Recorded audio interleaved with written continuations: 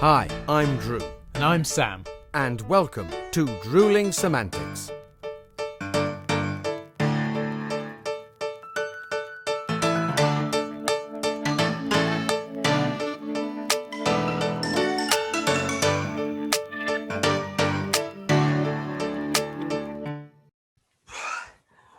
Oh, Sam, mate, you're lucky to have me. You are lucky to have me. Hello to you too. What's the matter? Well, I am shattered. I'm absolutely exhausted. I've been canoeing. I've been 3-day eventing.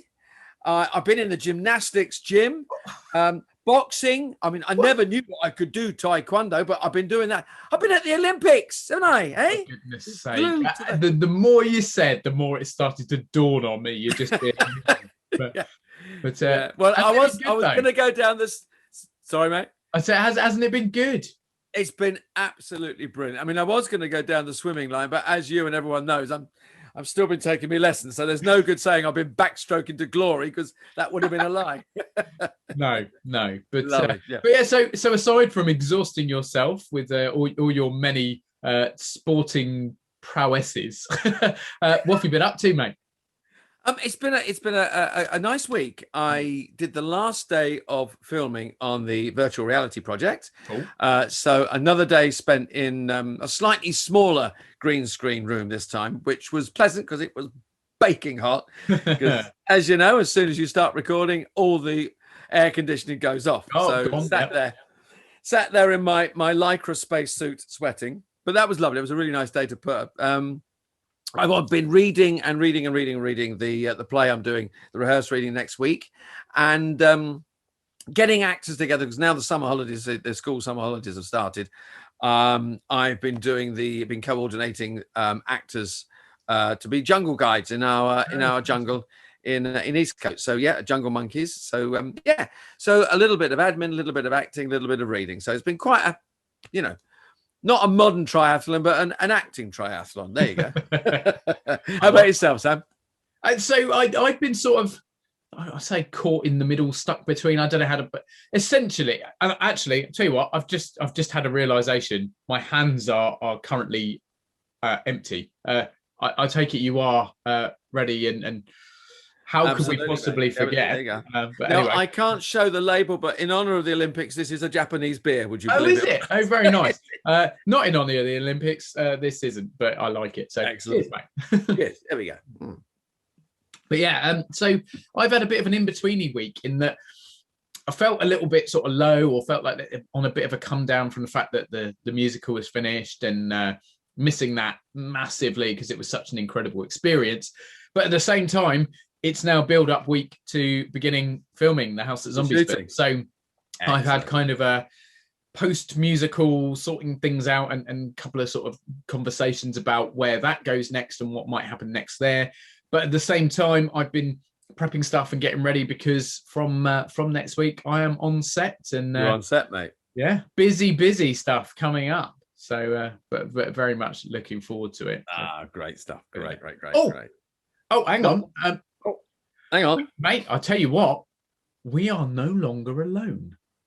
Oh, yes, and you know what that means when I say our waiting room is no longer empty. That means it's guest time. Drew. Yeah, brilliant. Yeah, and we did say, didn't we, that this week we do have something a little bit more special. We've been leading up to this one, so we don't. Yeah. I mean, we have someone waiting, but should we let them in? I shall let them in now, and here we go. Ladies and gentlemen, listeners, subscribers, viewers, one and all, Sam, I'd like you to meet our very special guests this week. We have the wonderful Erin Geraghty and the marvelous Paul Lavers with us. Hello, lovely to meet you both. Yeah, and I've What's he talking about? I don't know. We'll just go along with it. Go along with it. It'll be all right. Just smile, say hello. Hello, lovely. Now, I've had the pleasure of knowing the pair of you for quite a few years and working with you. But for Sam, who met you very briefly recently, Yes. but for Sam and our listeners, subscribers, etc., we're going to start with you, Erin. Would you do a little bit about your lovely selves? Just give us a little background to yourself, Erin, if you would. Well, I've been acting for about 55 years. My first job, I was actually dancing in a feature film in 1966, and my first speaking part was in a BBC TV play in black and white television in 1967. This is quite a long time ago. And I'm still getting paid to do it, so it seems to be going all right. Excellent. Mr. Lavers, looking on stunned and beautified. Yes, I started when I was about 12, 13. In the dark ages. In steam radio. BBC, what was the home service, which has since become Radio 4. And I started in a children's TV series, because we used to have a little children's hour at those days. From about 5 o'clock was children's hour. And one of the programmes that was on was called The Adventures of Clara Chuff. And Clara Chuff was a little steam railway engine, and she had all sorts of adventures. And Peter and Pinky, a girl and a boy, brother and sister, used to go along and used to speak to Mr. 4050, and he would tell them stories. And that's where I started. And there are all sorts of people in it, people that used to be on television, things like, anybody remember Johnny Morris? Oh, yes. The man who used to do Animal Magic. Yeah. Well, he was in this series. So I met lots of people like that who were lovely. So that I started in radio, and that was back in 1962, 63. Wow. Talking of meeting, then you met lots of, how did you two meet? How did you two become the power couple you are? We met in a television rehearsal room in February 1979. 79? Yes, 79. Yeah, 79. In a TV play starring Sir Kenneth More and his wife Angela Douglas. And I was playing the Irish nurse. And I was the anaesthetist, and I've been putting her to sleep ever since. Boom, boom. Oh, amazing. Oh, Yeah. fantastic. So quite a long time ago. I keep trying to get rid of him, but he still keeps turning up. So Kenneth More was wonderful. And it was Angela Douglas, Kenneth More's wife, who suggested, so she's to blame, she suggested that you go out with me. Mm. Wow. This is true. This is true. She was Cupid then. Celebrity matchmaking, Oh. basically. Celebrity. Yes, I love indeed. it.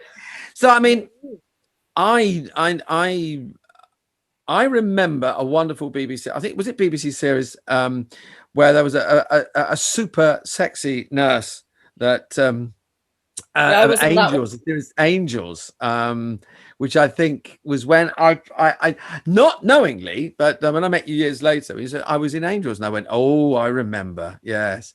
So was that a breakthrough series for you, Erin? Was that something that sort of elevated you? But you became very well known. It sort of did, but by the time I got to do Angels, when I was only sort of 20, I'd already got a really very good CV. I'd already been in the West End, I'd been at the Royal Court, I'd had Royal Film premieres, so I'd already done a huge amount of stuff. So by the time I got to doing Angels, I was just a very hard-working, jobbing actor, and it was interesting because I landed the part. I went for an audition and then went for a recall, and then I was called to this meeting where we would meet the cast, and I arrived expecting, all I knew was I was playing a student nurse in this new hospital thing. And an Irish nurse, and I arrived there expecting there to be a cast of, 20, and I'd be sort of the nurse playing a small part.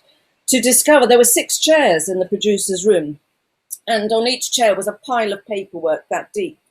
And it was at that point that us 6 girls discovered that it was all about us, that it was about 6 student nurses, and we were the leads. Up until that point, we had no idea. We just thought we were joining a series, which was great. And, that pile of paper was not just scripts, but it was huge amounts of information about nursing, about the fictional hospital that we were going to be creating, as it were, and also the expectations on us, and we were given a lot of very good training. We were told things like, when a visiting actor comes in to do one episode, it's our responsibility to make them welcome and to look after them. And that was, I think, a really good bit of advice. And I know myself, when I've done an episode of something, that, you know, you can feel very much the outsider, you know. And I remember doing an episode of EastEnders many years later, and the producer of that, original producer of that, had been on Angels. I was an Irish nurse, of course, again. And I remember, you know, the cast members who took their time to come and say hello or give me a nod or whatever, and those who just basically blanked you. And obviously, no, I'm not going to name names. And the same on other things. We don't want to like be taken off the air just yet. The same happened on things like the bill and doctors and mistresses, you know, the actors who make sure that people, and not just the actors, but the crew, make sure you feel welcome, and those that don't, because it's so important to do that. But Angels was, yeah, I mean, it was an amazing, I did 3 years. It was huge at the time. We had like 8 million each week watching. You know, I think the first episode, there was something like 11 pictures of me in the one edition of Radio Times, which was all a bit ridiculous. And, you know, everything that came with it, the fan mail and the public appearances and all of that stuff. So it was huge, yes. Of course, Paul never knew anything about it because he was busy being a theatrical actor at the time. So by the time we met, he'd never even heard of it. My mother and father loved it. They loved watching Angels. But of course, I was sort of busy up in Rep Theatre in Manchester Library Theatre. And my mother said, "Oh, you ought to get in on that Angels." And I was thinking, what do you mean, die and be an angel? But so yes, didn't see them until we've now got them on DVD. Yes. And I'm forced to watch them every night. I want to watch them every night. And read the Angels annuals, obviously. Yes. He reads a lot. And ask, get questions asked of me. So I mean, that sort of helps to engage a question, which is something that I imagine a lot of people listening and watching will want to know, and I personally want to know. So you said that obviously being in the business that Paul wasn't really, he was busy off doing one thing, Erin, while you were doing Angels. So obviously that is kind of the nature of the business, that you will jump from job to job. You might be in different places. How have you found that, and how have you sort of made that work as a married couple doing very similar jobs, but with other directions? We hadn't actually met at the time of Angels. Let me just clarify that. We met some later. But yes, I mean, I think more so now, we're ships that don't always pass in the night and frequently don't always pass in the month. But of course, nowadays, it is so much easier because, you have mobile phones, you have video calling. You know, sometimes one of us is away on a job and I just want to FaceTime just to see his face. You know, I know you might find that hard to believe. Of course. But I think it was much harder in years gone by, especially, you know, there were years when there was a period when Paul spent a lot of time being a TV presenter, a very good one at that. And he still dabbles in that field. And I would be at home with the 5 children, including triplets, and unable to go off and do any work because we had 5 children, including triplets. And Paul was away being Mr. Presenter, Mr. Anglia TV, or wherever he was at the time. So, you know, it was difficult because, you know, we both had periods where we haven't been able to go and do what we wanted to do creatively. But if you get together and if you have a family, especially, then, you know, there are compromises. It's inevitable. You know, it doesn't mean that you have to give everything up, but, you know, can you have it all? You can have a little bit of a lot, but you can't actually always, you know, get it all, because that's impossible for anyone, you know. And I think we both feel a little bit more, I suppose we, you know, I was joking to say we're smug empty nesters, but, you know, the reality is we do not have dependents anymore, either, you know, children or our parents. So if one of us is away in the last sort of probably 10, 15 years, we both spent a lot of time working away, a lot of time touring, and quite a lot of that together and quite a lot of that apart. And, you know, we will look at a tour list and I will say, well, I'll come to there and I'll come to Buxton because Buxton's nice, and I'll come to Malvern, but I'm not sure if I'm going to unnamed place. So I won't name your viewers. But, you know, that's just the way it is, you know. And we always make sure that we book digs that the other one can come to if possible. You know, you have to put work in, whatever field you're in, you have to put work into a relationship, you know, and sometimes it's been easier than others, you know. Yeah. Wise words. Yes, because you know, it is. I mean, where did you train, Paul? I know, Erin. You were in Corona, weren't you? Stage school. I was Bristol, the Bristol Old Vic Theatre School. I really, because I was a Bristol lad, I was a Bristol boy. I don't think I would have been able to cope if I'd had to come up to London to be in one of the bigger theatre schools. Oh, no, don't go up to that London. Exactly. Hey, my mother would have had a fit. My mother would have probably said, "You can go, but I'll come up with you," and sort of be in the same digs with me. But I'm glad I was in Bristol. I loved what I did there. Would I repeat it? Absolutely. I would go back and do my 3 years again anytime. I loved it. The funny thing is, I'm now, again, because of social media, I'm back in touch with the singing tutor I had at Bristol, who's now 93, is selling his amazing natural singing course on Udemy, and we're back in touch. 93. Fantastic. That's incredible. That's incredible. Now you mentioned the triplets, Erin, and I have to, if I may ask you, I mean, it is an amazing story, wonderfully life affirming, and it must. I mean, obviously, having a family brings you together, but the story of the triplets, and I mean, I wish we'd need another episode, but I mean, just tell us very briefly. There's this amazing, incredible story of the three girls, because wow.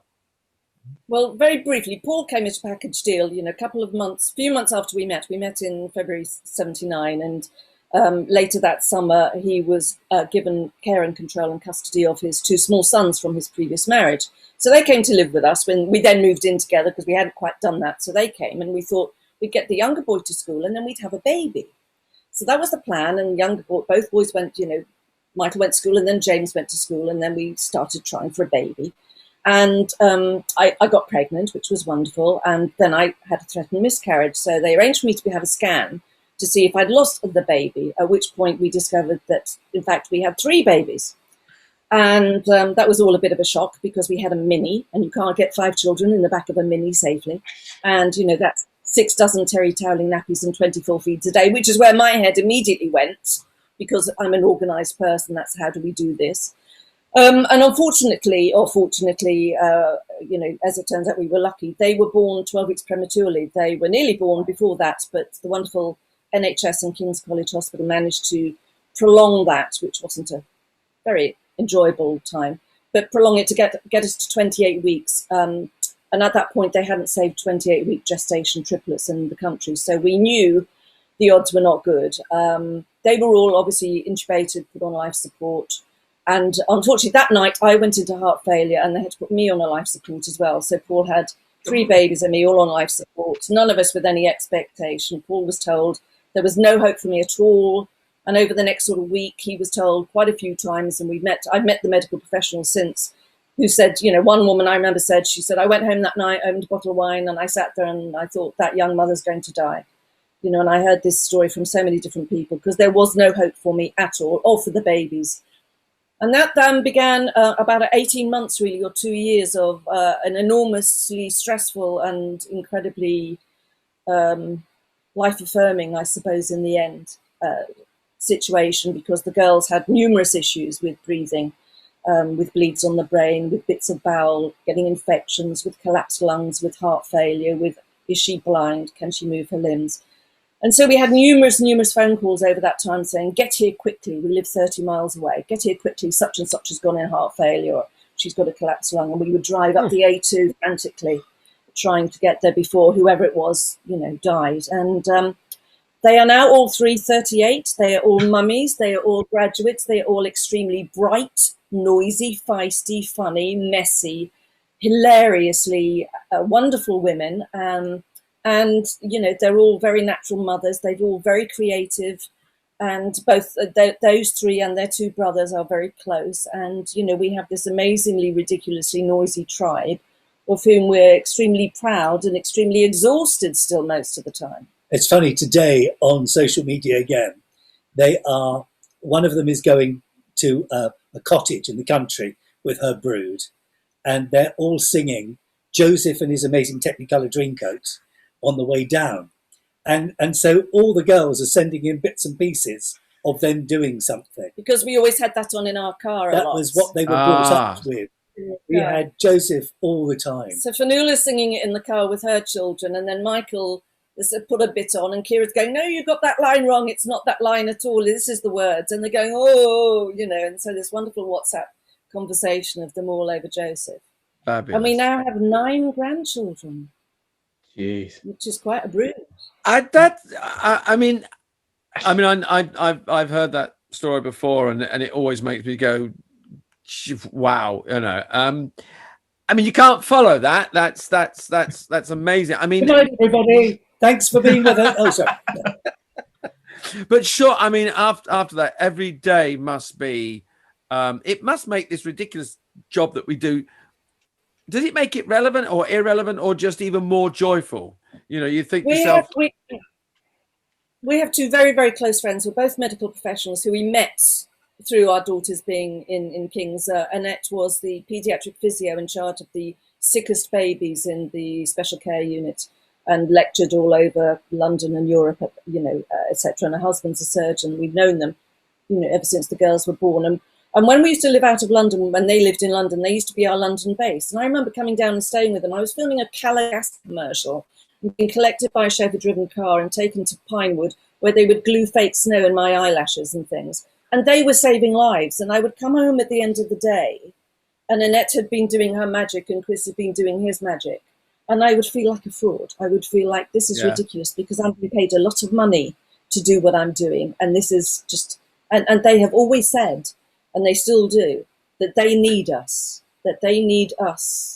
to give them what they need to deal with their life. And Paul and I both work a lot in training with medical professionals. This morning I was doing a half-day session working with Cancer Alliance staff, with people who work with people who are or have suffered from cancer.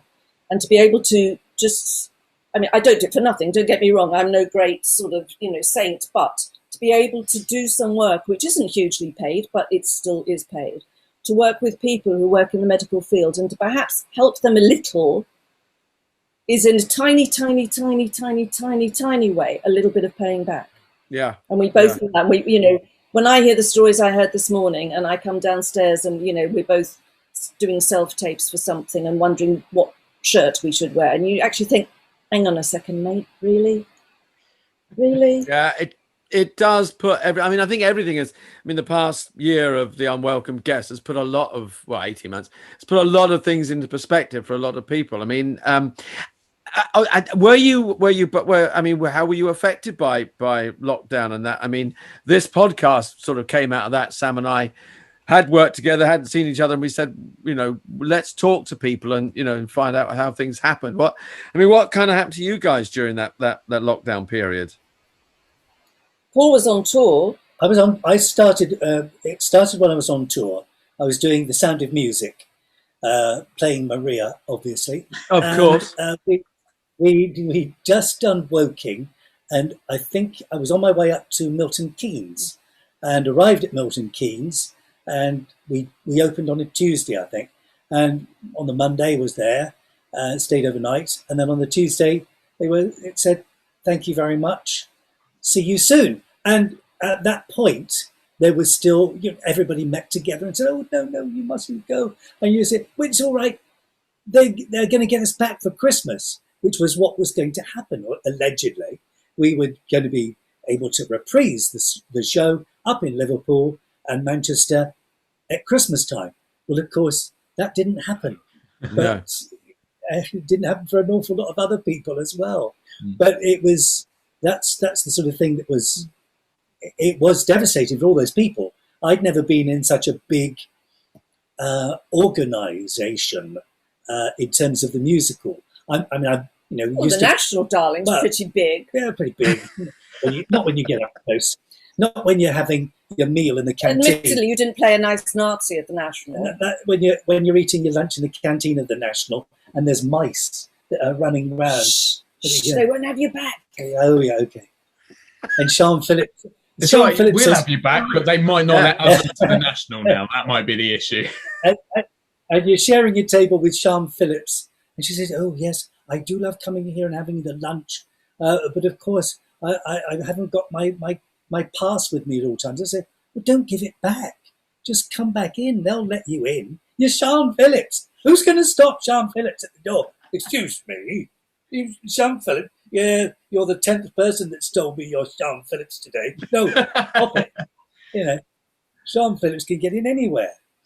So after Sound of Music, I was then, when Paul was doing that, I was due to go off and do a play about Errol Flynn playing his mother, who he did not like at all. In fact, Errol Flynn called his mother that nasty, and then used a very nasty 4-lettered word beginning with C about his mother. Lord. I won't use here. So I was going off to do that, and then we were going to do a lovely tour of a Norfolk play together, and then we were going off to do summer theatre. Of course, we didn't do any of that. So we, the first bit of that on Welcome Guest, I think quite a lot of us quite enjoyed the first bit because it sort of gave you permission to sit on the sofa and watch a lot of television. And we did all of West Wing from the beginning because we'd never seen it. And then we did all of Breaking Bad and all of Ozark and Schitt's Creek and Succession. Yeah, marvellous. So we did a lot of that and a lot of, sort of sitting in the garden. And then suddenly a lot of things started to happen on Zoom. So there was all of a sudden lots of play readings going on, and even a live theatre evening of Zoom Live, which we did, which was technically a nightmare, but it wasn't our problem. Erin was here on her iPad on Zoom, and I was upstairs in our studio on Zoom, and we were in the same sort of evening of drama. It was quite fun. So we did a lot of that, a lot of that stuff, and obviously, we, like everybody else, didn't think it would go on as long as it did, and some of those jobs were being postponed till the autumn or whatever. And then, I remember one of my sisters was shielding for 12 weeks, and I'm thinking, God, 12 weeks, she's not going to be able to go out for 12 weeks. And of course, it carried on for a lot longer than that, as we all know. And then I think sort of beginning of autumn, we were supposed to be on a cruise in August. In fact, on our Ruby wedding anniversary, we should have been in St. Petersburg, but alas, we were not. But we were in Broadstairs. Very nice, near enough. Studio. It's near enough. It's that way. It's over that way. Well, we were grateful for that. There was a bit of a lull in things, and you could actually go out and start. And we started both doing quite a bit of work, in that bit when bit start. I went to Glasgow on a feature film. I did a short. I did an artist film, and we both did a lot of corporate stuff, filming from home. A lot of filming. Luckily, Paul is very technically good, so a lot of filming at home. Some with green screen. He's got soft lights. He's got the whole caboodle. So, luckily he just does it and I just smile. Well, that's that's what I've found since the Unwelcome Guest has come in, is that I've been watching instructional videos on green screen use, special effects, using titles and everything. So I can do I can do an awful lot more of that, thanks to being able to just sit down and experiment. Because the trouble is, you never have time to experiment. When you're doing sort of just show reels, you don't really have time to think, oh, I wonder if I put a little mist in here. Well, can I just say one thing we did? You know what I'm going to say. We get huge amounts of self-tapes now. And of course, all over, the dark days, they were looking for couples. I'm sure, you guys, maybe if your partners are in the business, a lot of commercials. And sometimes they wanted to see around the house. And you're definitely not going to get it, because if they see the back of the house or where you haven't finished painting the hall, they're not going to want your house, basically. They're auditioning the house. But one of the things that we had was Erin was doing an ad for a prophylactic to a contraceptive, shall we say. Right. We had to do the self-tape, which we did. And she had to be in a car having astride her partner. And luckily I passed the test. I was actually the only actor. We had to actually borrow a chair from our neighbour next door, who's a paramedic technician. Wonderful, wonderful. Thank you, Sarah, for all you do for us. Because we didn't have a chair that I could actually straddle him on. And Drew knows that I straddle very well, because I haven't. I do know. Him. Oh, God, where is this going now? Don't worry. Oh, God. I've straddled Drew as well. Sam, you're the only one, mate. It's on the list.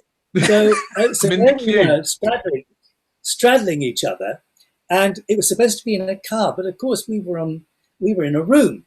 So then what I did afterwards was I put in a car and I put in a window. So a window which was misted up window that came down. You saw Erin.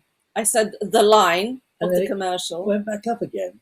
And I put all that in afterwards. So it was quite fun. Yes. We didn't get the ad in the end.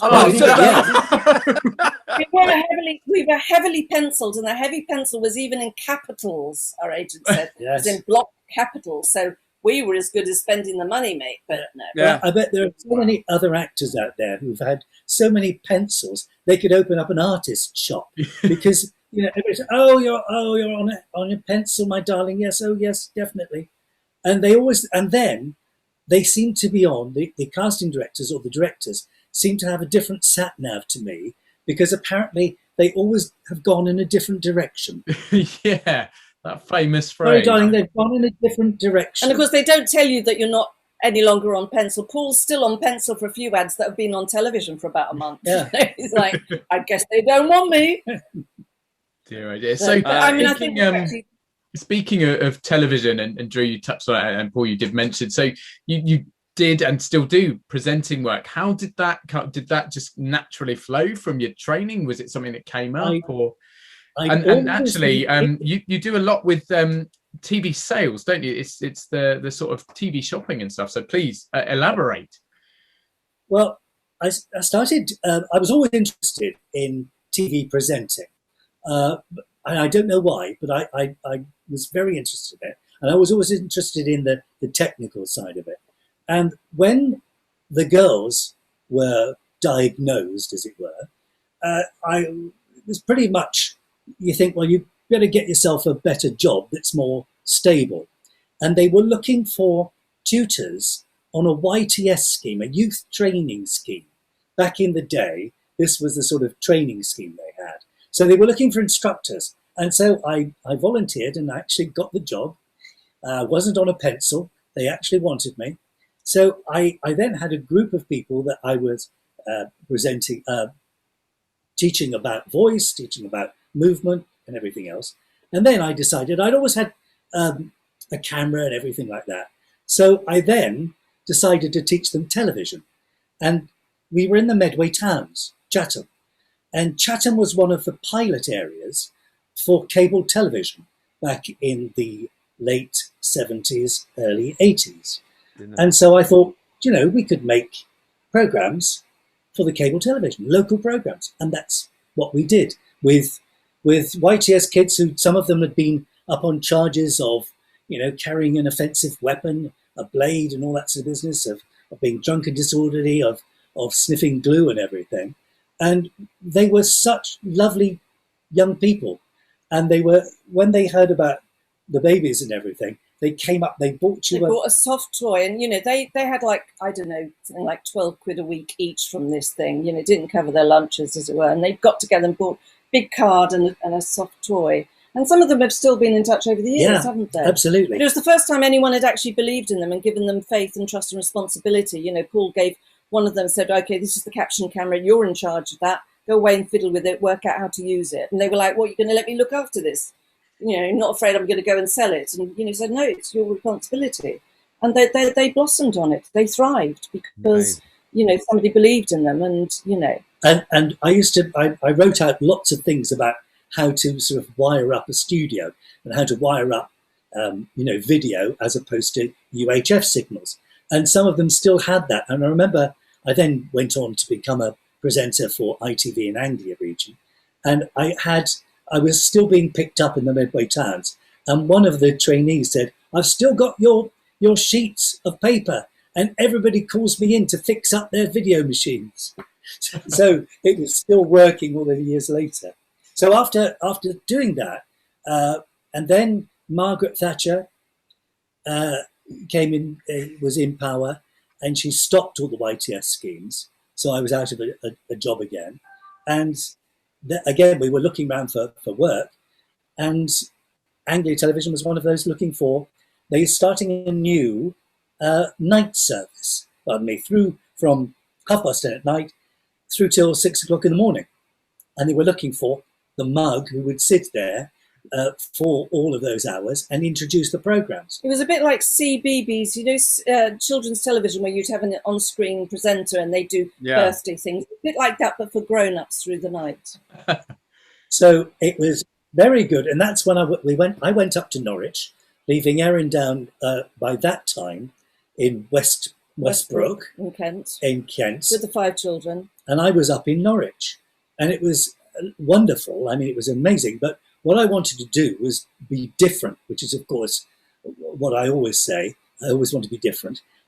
And I didn't want to be in half an hour, Coronation Street. But now, the bill, which was the way that all announcers spoke. They spoke in a very different language. So I wanted to be saying, oh, you won't believe what's on tonight. That's so-and-so, so-and-so. And so I was trying to be real. I was trying to be real. And I was doing this, and the management hated me. They were dreadful. They didn't hate you. They hated what you were doing. They hated what I was doing. I remember after about 6 months, Erin rang up from Westbrook, and I had to say, darling, I think you ought to take the house off the market, because there's no way they're going to renew my contract. They hate me, and I'm going to have to find something else. And luckily, they then did some audience research, and they found out that I was popular, and all the people used to watch me. So it was like, Paul was nicknamed Mr. Midnight. And even now, he gets people go, oh, it's Mr. Midnight. That's Mr. Midnight off Anglia TV. He's a bit mad, he do be. Although they don't say like that. They say much stronger. He's of the television. So it was wonderful because the public saved me. And then, of course, the amazing thing is that all the management who hated me beforehand started saying, we want you to do some more for us. Yeah. How would you like to introduce every film that we show? Yeah. Would you like to interview Michael Caine? All of these things. So all sorts of wonderful things happened. And I got a sort of cult following, cult, that's C-U-L-T, following because of Prisoner Cell Block H. We showed Prisoner Cell Block H from the very beginning on Anglia. And I sort of introduced it as if it was the most serious news in the world. And I used to do a recap of what happened on the last week's show. And it was sort of at mad speed. So it became a sort of thing that everybody wanted to see, my intro to Prisoner Cell Block H. Wow. And that's how I got into presenting, basically. And then when the franchises changed and Anglia no longer wanted a nighttime service, it was... And then went to QVC. I went to QVC via the Dole office at Norwich. And they sent me on training courses. And some of the guys on training courses would say, if Mr. Midnight can't get a job, how do you expect us to get a job? I was like, oh, dear. And then when Paul did start at QVC, the job centre sent him a card, which was really sweet. Lovely. Oh, that's lovely. Lovely. I remember I went for the interview at QVC, and we were having a holiday in Mablethorpe. Yes. On a beach at Mablethorpe, trying to get reception of the mobile phone. It was very early days. It was like 1993. Yes, yeah. Mobile phones were really not around, and there certainly wasn't much signal there. But then it was down to QVC, the shopping channel, which was funny because I remember at the beginning, all of the new presenters getting round a table and saying, who on earth is going to buy jewellery from the television? I mean, it's crazy. But listen, we'll take the money for the first 6 months, and because it's nice. And then a couple of years later, QVC was the biggest UK jewellery retailer in the whole country. Amazing. And it took off like wildfire. Paul set up ID World, and then he set up the Entrepreneur Channel.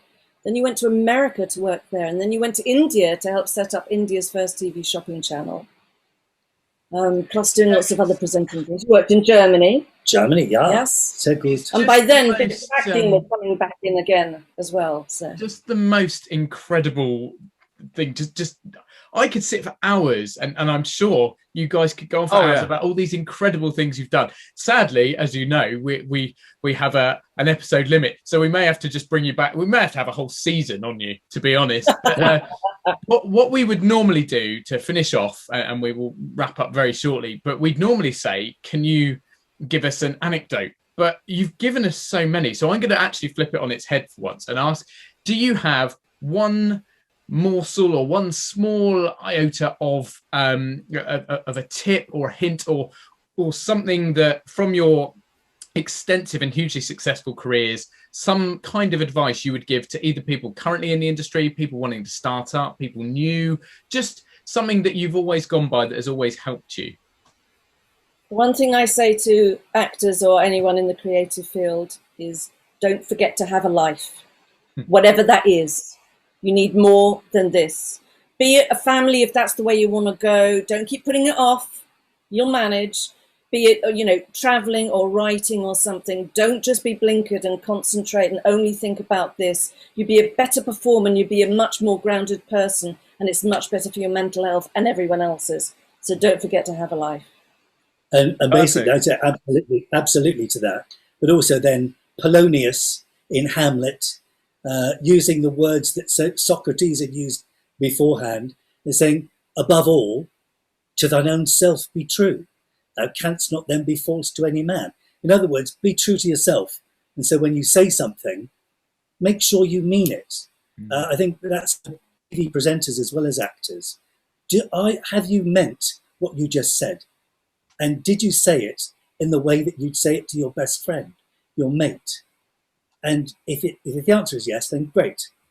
But try and keep that honesty about what you're talking about.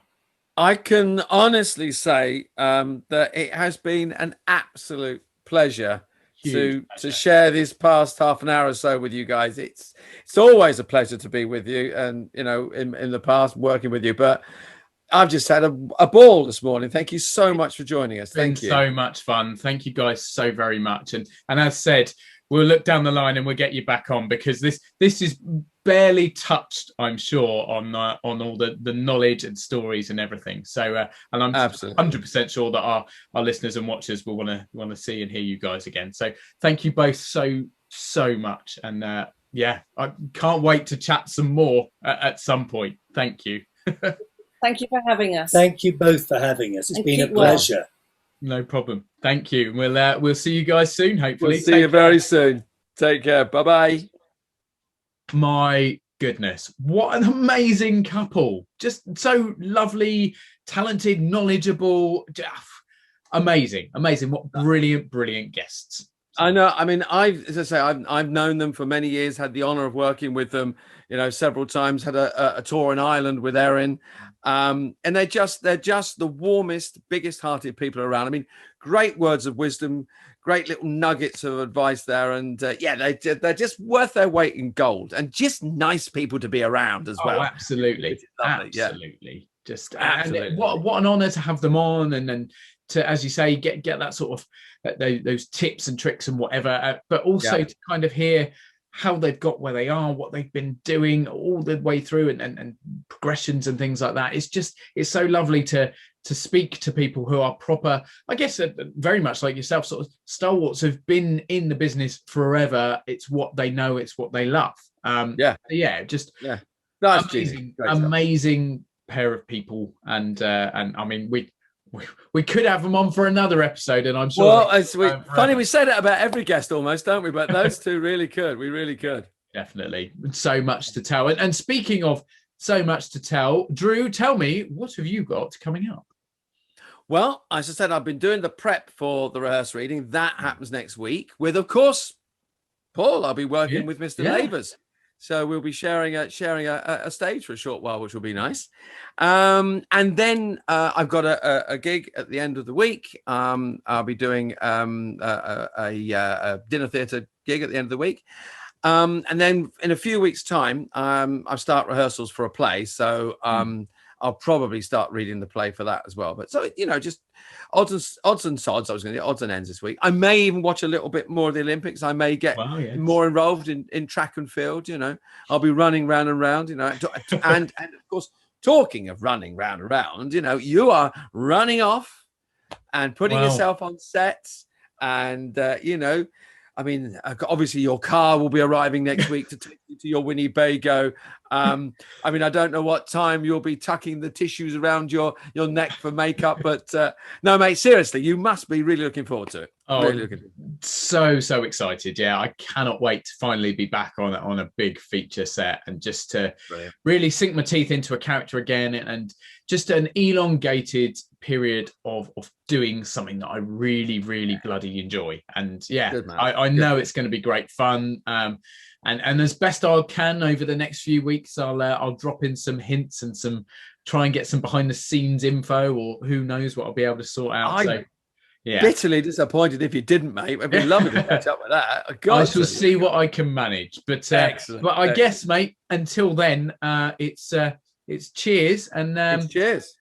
Have a cracker of a week. I'll speak to you soon. Mate. But everyone at home, see you guys next Sunday. Cheers, all. Thanks very much.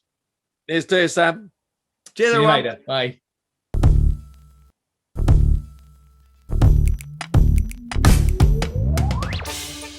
Thanks again for tuning in. We hope you've enjoyed watching this episode of Drewling Samantics. If you have, then please consider subscribing to our channel and you'll get notified every time a new video is released. Don't forget, we're also available as audio only. Just search Drewling Samantics in any good podcast app. Please support us on other social media too. We're on Facebook, Instagram and Twitter, and all our links and handles are on screen now. We love welcoming new followers and subscribers, so please share with your family and friends, and we'll be eternally grateful. Stay safe, and we'll see you next time.